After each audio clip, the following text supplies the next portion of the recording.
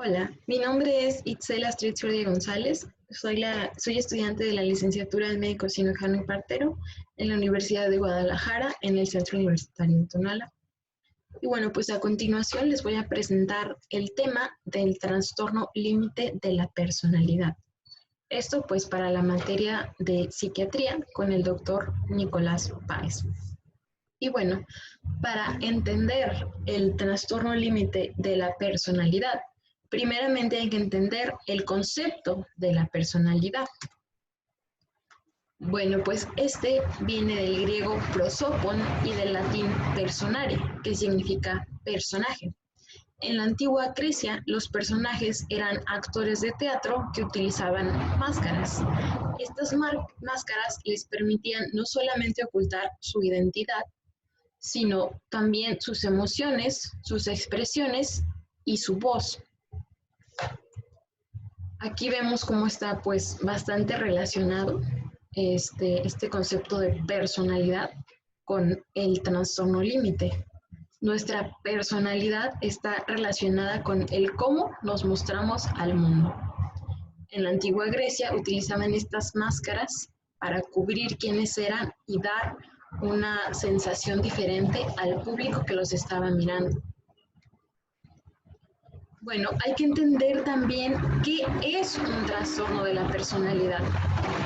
Un trastorno de la personalidad lo vamos a definir como un patrón permanente, inflexible, de una experiencia interna y de comportamiento que se aparta acusadamente de las expectativas de la cultura del sujeto. ¿Esto qué quiere decir? Vamos a tener constantemente conflictos dentro de la persona que provocan que se muestre de manera diferente ante la sociedad. Pues normalmente estos trastornos de la personalidad tienen un inicio ya sea en la adolescencia o a principios de la edad adulta.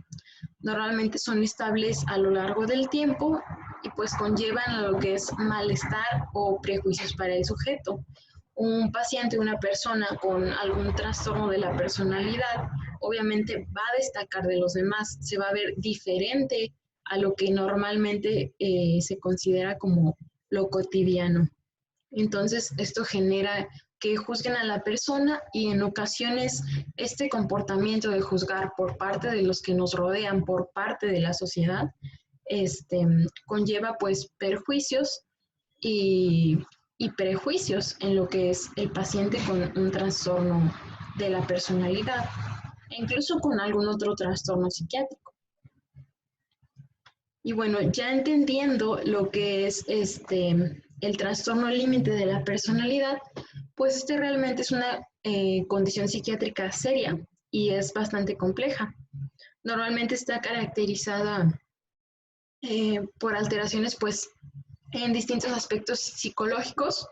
Entre ellas pues destaca lo que es la desregulación crónica de los afectos, la inestabilidad de la autoimagen y de la identidad, la inestabilidad de las relaciones interpersonales y el pobre control de los impulsos.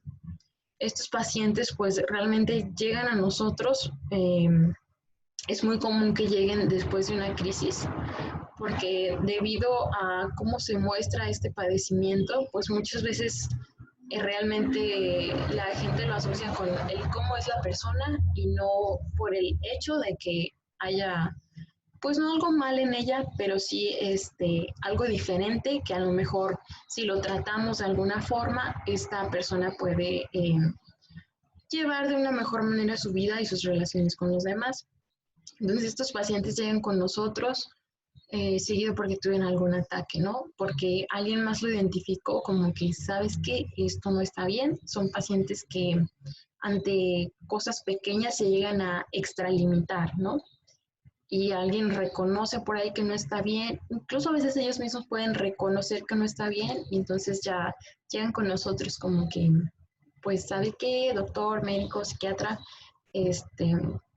yo noté esto en mí o alguien notó esto en mí y pues aquí estoy por esto, porque es bastante notorio, son muy reactivos ante situaciones muy pequeñas, muy simples y sí nos llevan, llegan a destacar entre las demás personas. Bueno, pues al igual que el resto de los trastornos de la personalidad, este suele aparecer en la adolescencia o a principios de la edad adulta. Y con frecuencia también presentan síntomas asociados a lo que es la depresión o ansiedad y ya en menor frecuencia a síntomas psicóticos de breve duración. Es común que por estos extremos de los sentimientos a los que llegan, si se sienten mal, se sienten como que demasiado mal al grado de que, ¿sabes qué? Pues no sé qué estoy haciendo aquí, no sé por qué quiero vivir, y llegan pues a lesionarse, a estar muy deprimidos o a sentir ansiedad porque las otras personas no los entienden. También, pues, estos pacientes presentan un elevado número de experiencias disociativas, esto pues como un mecanismo de protección. Este, Esto nos informa sobre lo que son experiencias traumáticas y sus síntomas postraumáticos. También tienen falta de control comportamental, numerosas conductas autolesivas, como ya hablábamos, y abuso en el consumo del alcohol. El alcohol es la más común, pero pues también llegan a consumir pues otras sustancias de abuso. Este, de modo que pues las experiencias de aprendizaje tempranas pues adquieren gran importancia y estas pueden mostrar características semejantes al trastorno postraumático. Es muy común que los pacientes con trastorno de la personalidad límite hayan sufrido algún tipo de abuso o de abandono en su infancia. Esto nos lleva pues a que cuando ya este paciente crece, crea estos como mecanismos de defensa, ¿no? Las experiencias disociativas, de no ver tal cual como es el asunto, ¿no? Y también, pues por esto mismo, por no querer a veces aceptar la realidad, pues llegan a este abuso de sustancias y pues como manifestación general de este trastorno, pues tienen esta falta de control no solo de sus emociones, sino también del comportamiento. Son personas que a veces no llegan a respetar nuestro espacio o a veces son pacientes que se sienten muy abandonados. De hecho, este trastorno pues está relacionado con abandono o negligencia durante la infancia por parte de los padres. Entonces, algo que lo caracteriza bastante es que tienen mucho miedo al abandono o ya se sienten abandonados por las personas que los rodean, por la gente que les importa, aunque no sea así. Este trastorno, pues, varía la incidencia según las bibliografías, pero más o menos la mayoría coincide en que va de entre el 10 al 13% de incidencia de la población mundial. Y este es para muchos el trastorno de personalidad más complejo y frecuentemente uno de los más graves. En cuanto a su etiología, a su patogenia, pues tiene teorías de diversos orígenes. Muchas pues se complementan entre sí. En general, se menciona que genéticamente este trastorno puede tener una heredabilidad del 7 al 35%. Y en estos pacientes es común encontrar lo que es una copia del alelo corto del transportador de serotonina o PPTS. También se tiene que en estos pacientes son portadores del receptor de serotonina tipo B1, especialmente el haplotipo 161, y tienen una sobrerepresentación del alelo 196A de lo que es el factor neutrófico derivado del cerebro o BDNF. Esto pues es una proteína que tiene un papel central, un rol importante en mediar lo que son los procesos de neuroplasticidad. Esta sobrerepresentación del alelo 196A determina una sustitución de valina por metionina en la posición 66 y esto a su vez determina pues menor secreción del BDNF, lo que nos lleva pues a menor regulación de los procesos de neuroplasticidad. Es por esto que, bueno, se tiene esta teoría de que los pacientes no llegan, vaya, a entender todas las emociones, vaya, de la misma manera en que lo hacemos nosotros normalmente. Y bueno, neurobiológicamente también se tienen varias teorías. Entre ellas, pues se piensa que la desregulación del afecto y el descontrol de los impulsos que tienen estos pacientes, pues está relacionado con alteraciones en la transmisión colinérgica, noradrenérgica y especialmente la serotoninérgica. Esta última es la más estudiada y la más aceptada de las alteraciones en la transmisión colinérgica y noradrenérgica. Pues todavía es como que puede que sí, puede que no, no se han encontrado suficientes pacientes con una alteración en esto, pero es más común que en la alteración de la transmisión serotoninérgica sí. También se ha relacionado que las alteraciones perceptuales y los estados psicóticos transitorios están correlacionados con una alteración en la transmisión dopaminérgica. Bueno, también se ha propuesto lo que es un rol importante, un rol central en las alteraciones de la transmisión del glutamato, del receptor tipo N-metildeaspartato, que está involucrado también en los mecanismos de neuroplasticidad y en el proceso de cambio en la estructura sináptica, que es dependiente de la experiencia. También otros neurotransmisores y neuromoduladores implicados en lo que es este trastorno de la personalidad límite. Se tiene a la acetilcolina, la vasopresina, el colesterol y los ácidos grasos, además de que por ahí alguna alteración en el eje hipotálamo-hipófisis suprarrenal. En cuanto a estos neurotransmisores y neuromoduladores, todavía no se tiene del todo bien cómo afectan. También lo que es en el colesterol y los ácidos grasos no se tiene muy claro cuál es el mecanismo por el cual están relacionados. Sin embargo, ya dentro del tratamiento para este trastorno se puede tratar con omega 3 para contrarrestar pues los efectos del colesterol y los ácidos grasos, aunque como ya menciono, pues no se tiene del todo claro estos mecanismos. También en los estudios de imagen hemos encontrado, bueno, más bien han encontrado diversos investigadores algunas cosas interesantes.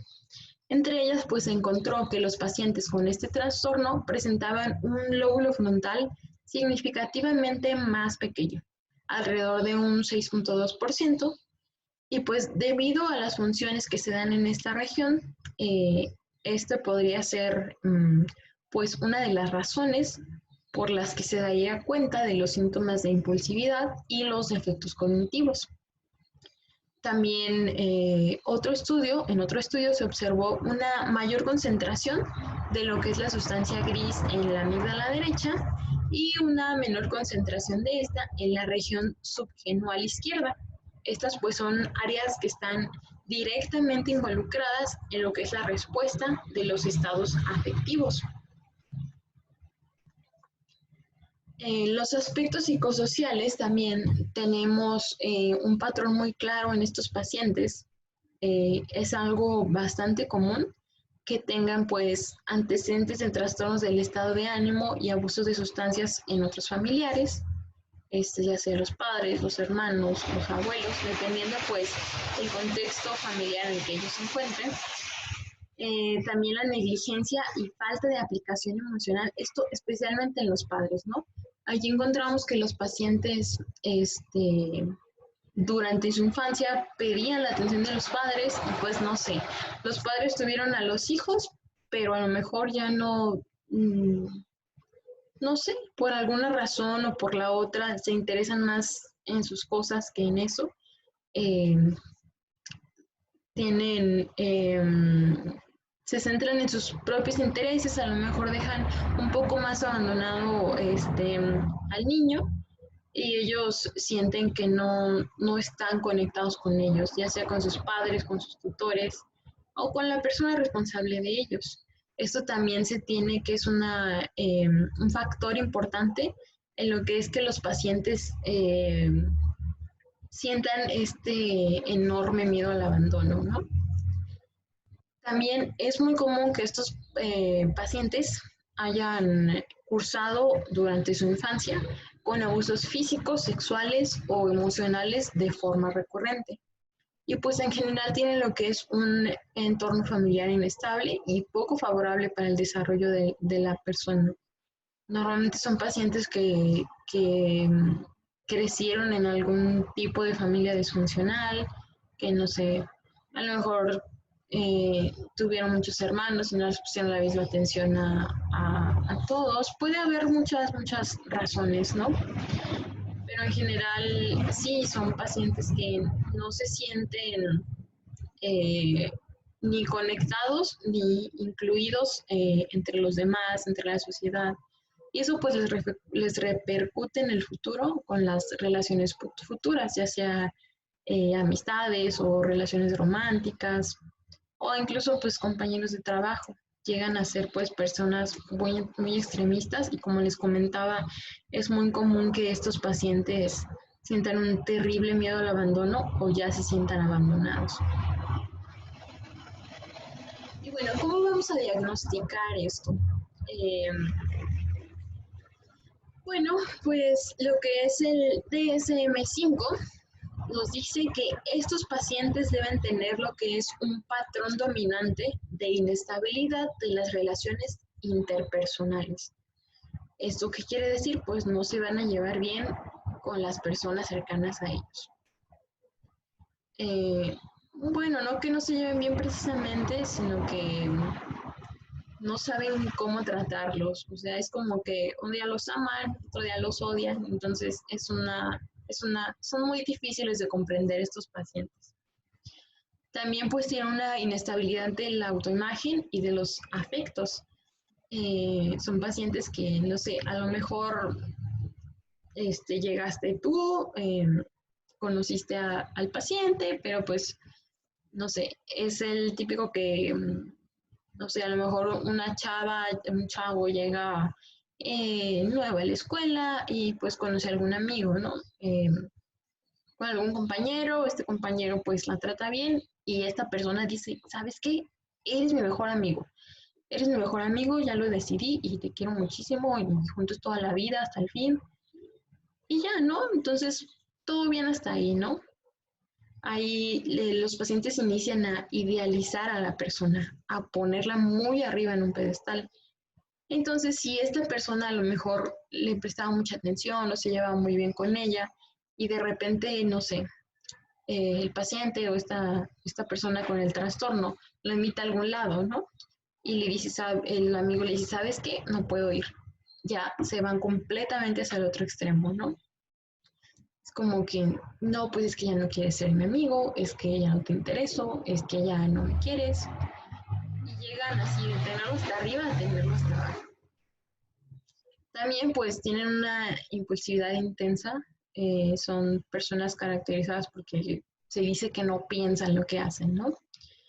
Y pues esta sintomatología, estos datos van a comenzar en lo que es las primeras etapas de la edad adulta, la adolescencia, los primeros años de la adultez, y pues se presenta en diversos contextos y se manifiesta ya sea por 5 o más de los siguientes hechos. Puede ser esfuerzos desesperados por evitar el desamparo real e imaginario, ya hablábamos de esto, de que son pacientes con un miedo terrible al abandono, a que los olviden, a que los dejen solos.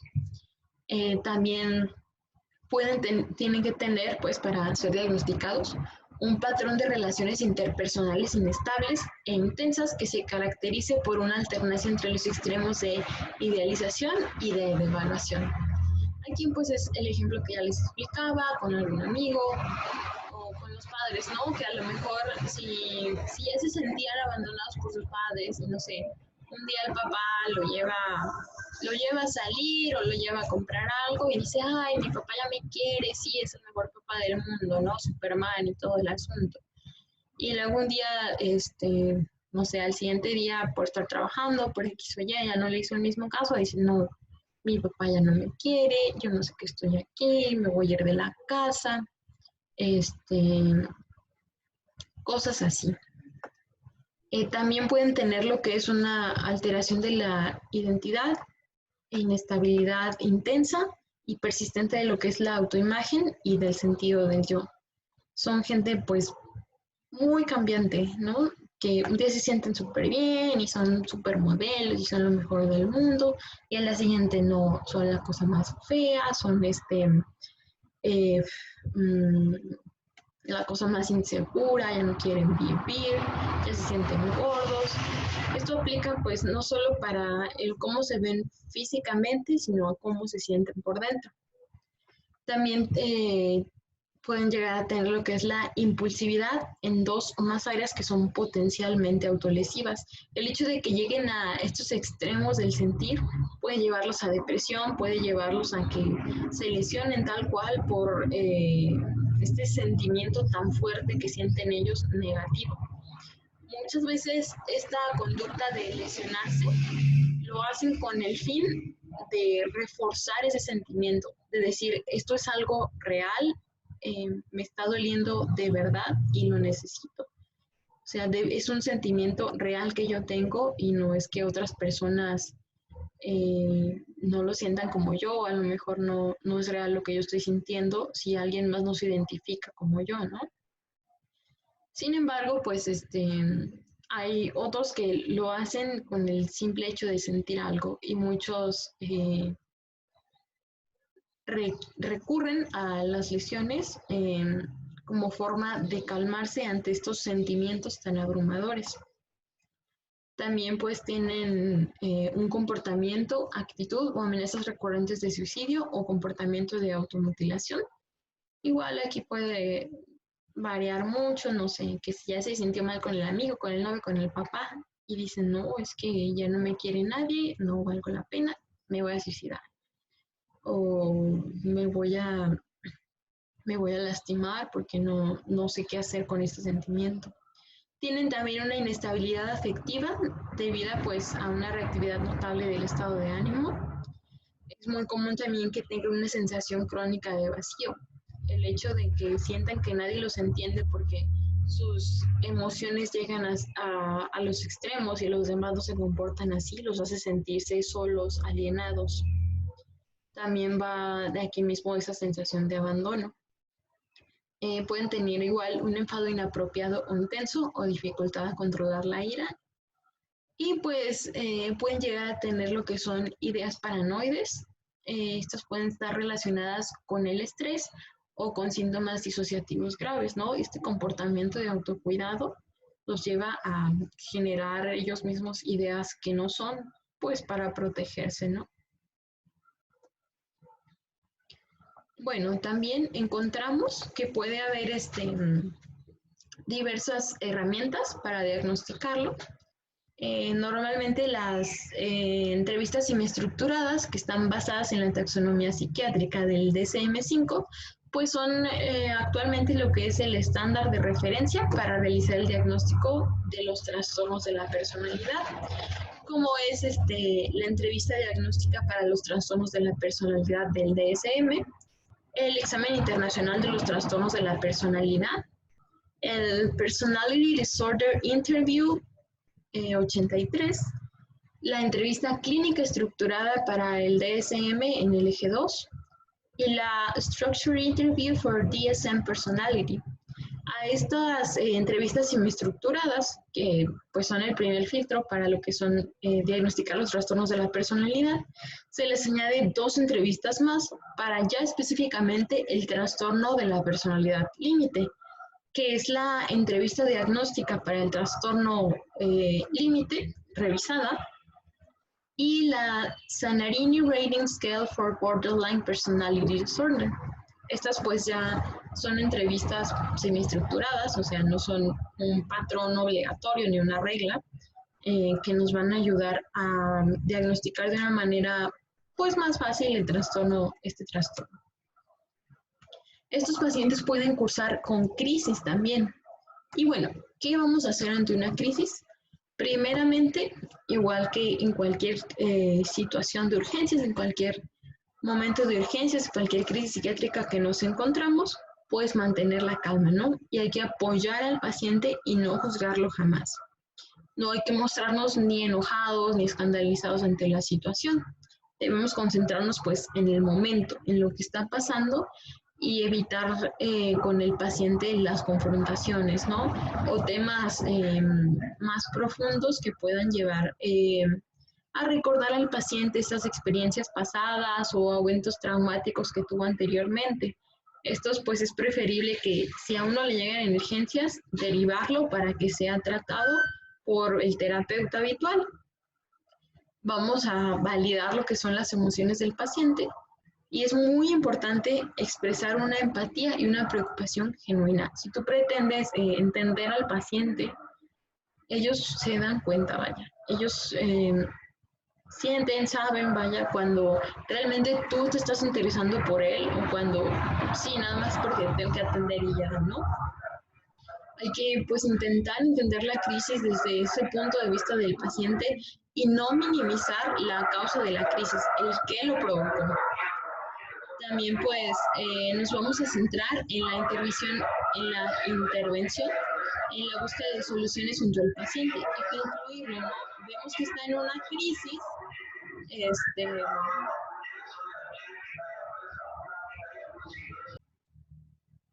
bueno, pues es importante siempre centrar la intervención, la búsqueda de soluciones junto con el paciente y no, basar esto en nuestras experiencias previas. Es importante individualizar cada uno y no decir, ¿sabes qué? Yo ya tuve un caso como a mí me funcionó hacer esto con él de esta manera. No, cada paciente es diferente y hay que abordar la solución junto con él de una manera diferente. También pues en estos pacientes que tienen una crisis es muy importante valorar el riesgo suicida y el estado mental. Es muy importante también reconocer que el manejo de la crisis no va a requerir siempre un tratamiento farmacológico ni un ajuste en el mismo tratamiento que ya tienen. Si es posible contar con el entorno familiar para el tratamiento y si el paciente así lo desea, pues idealmente se puede hacer. Y es muy importante tomar en cuenta que si es necesario, hay que derivar este paciente pues a un profesional, a un psiquiatra. Para valorar el riesgo suicida, primeramente pues vamos a identificar lo que son los factores de riesgo o los factores protectores que tenga este paciente de la conducta suicida. Vamos a preguntarle por las ideas, los planes o los intentos suicidas, vamos a evaluar su estado mental y es muy importante también distinguir entre un riesgo crónico o uno agudo. Siempre deben tomarse en serio las amenazas de suicidio de las personas con trastorno de la personalidad límite. Como llegan a ser muy extremistas, llegan a ser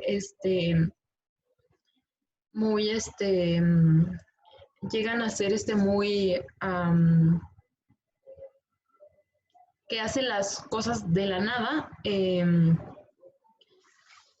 es importante que el hecho de que nos digan, ¿saben qué? Me quiero lesionar o ya me quiero suicidar, lo tomemos muy en cuenta, porque a lo mejor podemos decir, no sé, está exagerando o ya se ha lesionado antes y no se hizo nada realmente. O sea, no sabemos en qué momento se va a llegar a llevar a cabo estos pensamientos, estas ideas suicidas que se le puedan presentar. si nos topamos con un paciente que tenga un riesgo agudo de suicidio, pues es muy importante siempre no dejar sola a la persona y si es necesario usar medidas de contención física. También pues prevenir o reducir lo que es el acceso a métodos de suicidio, no dejarle ahí por ahí cosas a la mano con las que pudiera lesionarse. Eh, Importante no amenazar ni hacer sentir culpable a la persona por esos pensamientos o ideas que tiene.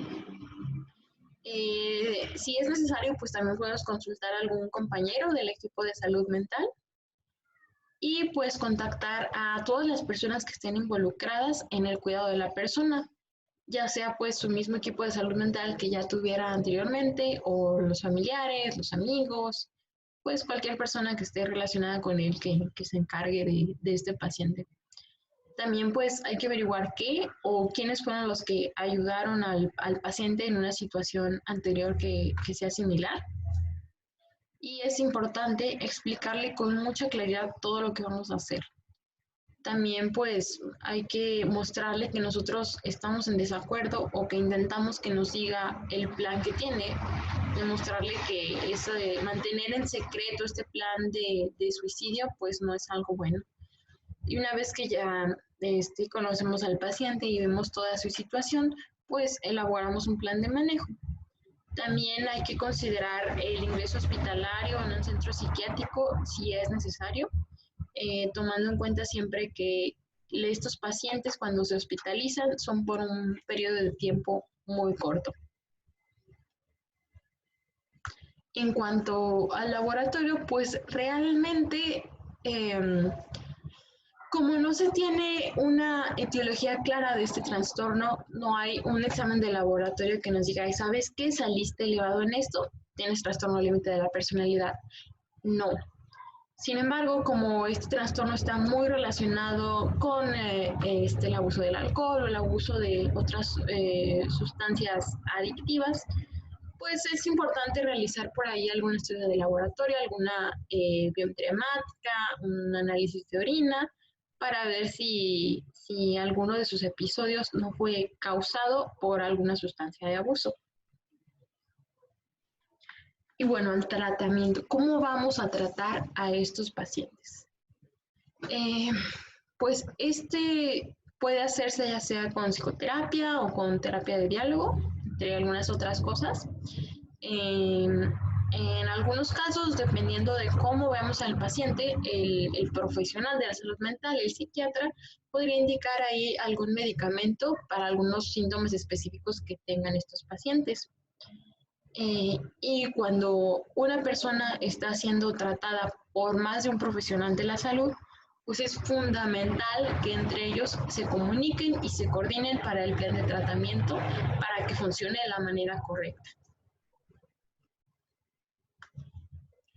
Farmacológicamente, pues como tiene una gran variabilidad en cuanto a los criterios diagnósticos y la heterogeneidad clínica, además de que tiene una alta frecuencia de comorbilidad con nuestros trastornos del eje 1 y del eje 2, y que estos pacientes pues tienen también una alta tasa de abandonos o de incumplimiento al tratamiento terapéutico, al tratamiento farmacológico, debido pues a la inestabilidad que tienen estos pacientes, pues realmente no existe tal cual una indicación para este tratamiento. Sin embargo, pues sí puede ayudar con algunos síntomas específicos que tenga el paciente. Es muy importante recordar que el uso de un determinado fármaco no puede ayudar a definir el subtipo clínico del paciente, porque pues los objetivos del tratamiento farmacológico son tratar el síntoma estado y la vulnerabilidad del rasgo. Bueno, entre los fármacos que podemos utilizar para estos pacientes destacan lo que son los inhibidores de la recaptación, inhibidores selectivos de la recaptación de la serotonina, los antipsicóticos, el litio también, eutimizantes. Ya últimamente como tratamientos más nuevos se ha utilizado la naltrexona y los ácidos grasos omega 3. que se ha visto por ahí que ayudan al control de la impulsividad. También la terapia electroconvulsiva, esto pues en casos de comorbilidad con algún trastorno depresivo mayor grave. Y también se puede hacer uso de las benzodiazepinas. Sin embargo, si administramos benzodiazepinas a este paciente, eh, se han observado en otros casos que estas generan reacciones paradójicas asociadas, presentando lo que es inquietud y agitación en vez de de un efecto ansiolítico como debería ser. Y bueno, el tratamiento no farmacológico, que es el indicado para este trastorno, encontramos la terapia cognitiva analítica, la terapia cognitiva asistida por manual y la psicoeducación. La psicoeducación aquí toma un papel muy importante, no nada más para el trastorno límite de la personalidad, sino para cualquier trastorno, ya que es importante y ayuda mucho al paciente que ellos entiendan por lo que están pasando y sepan qué hacer o cómo controlarse ante una crisis o cuando ellos observan que están como que iniciando con ciertas características que los llevan a alguna crisis o algún episodio más fuerte y que sepan cómo tratarlo, cómo controlarlo, es muy bueno. Tenemos también que se puede tratar con terapias psicológicas, pueden ser ya sea individuales o grupales. Entre ellas, pues, encontramos lo que es la terapia cognitivo-conductual, la Systems Training for Emotional Predictability and Problem Solving, la terapia cognitiva centrada en esquemas, la terapia cognitiva analítica, también la terapia grupal interpersonal, la terapia centrada en cliente y la terapia focalizada en la transferencia. Aquí pues va a variar dependiendo del paciente como todo. La medicina siempre es individualizar, nunca nos vamos a encontrar dos pacientes iguales y en el caso de la psiquiatría pues todavía menos, es bastante raro. Y como dicen por ahí, cada cabeza es un mundo, ¿no? Entonces a cada una hay que tratarla diferente, aun cuando sean pues por ahí parecidas, ¿no?